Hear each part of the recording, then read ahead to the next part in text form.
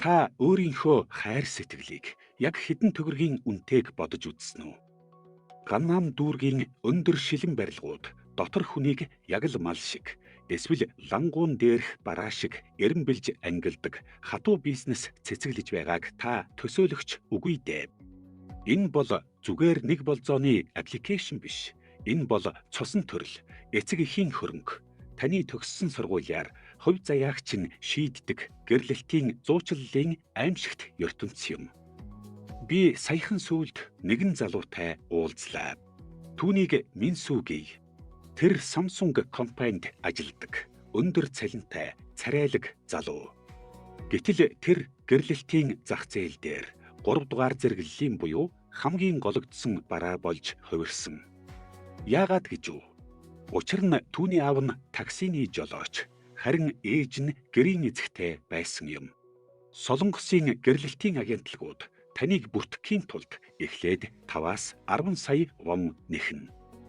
Мөнгөө төлсний дараа таныг хүний хувьд биш, зүгээр л тоон үзүүлэлт болгож хувиргана. Таны өндөр, жин, царайны зөв харьцаа, жилийн орлого, төгссөн их сургууль, хамгийн гол нь аав ээжийн чинь хөрөнгө чинээ, нийгмийн байр суурийг нарийн тооцож гаргана. Хэрв та сүүлийн шилдэг 3 их сургуулийг төгсөөгүй бол шууд л доод англи руу шидэгдэнэ. Минсүгийн хувьд өөрөө хичээж амжилтад хүрсэн нь хамаагүй. Түүний удам судар нь баян биш учраас тэр дээд зэрэглэлийн бүсгүйчүүдтэй уулзах эрхгүй. Энэ систем яг л дундад зууны үеийн боолчлол шиг санагдаж байгаа биз. Гэхдээ хамгийн аимшигтай нь залуучууд үүнийг хэвийн зүйл гэж хүлээж авдагт байгаа юм.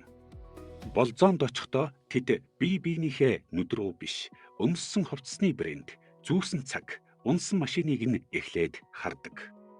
Эхний 5 минутад чиний аав юу хийдэг вэ? Чи сүүлд байртай юу гэсэн асуултууд хөвөрнө. Энэ бол романтик болзоо биш. Энэ бол цэвэр бизнесийн хэлэлцээр.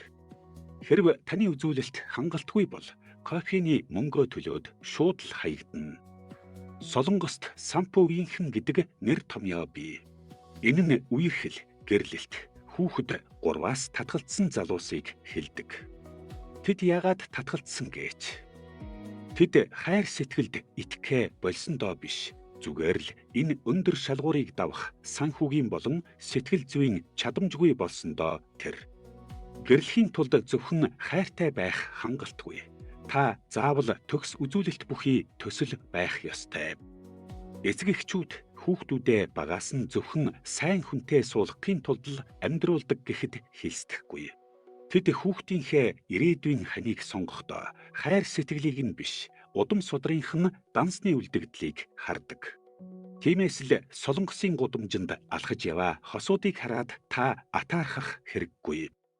Тэдний ихэнх нь магадгүй гэрээний дагуу эцэг эхийн шахалтаар нийгмийн статусаа хамгаалахын тулд л хамт алхаж байгаа бизнесийн түншүүд байж мэднэ. Энэ харгас нийгэмд жинхэнэ хайр олно гэдэг өвсөн дотроос зүү хайхтай адил болжээ. Та ийм нийгэмд амьдрахыг хүсэх байсан уу?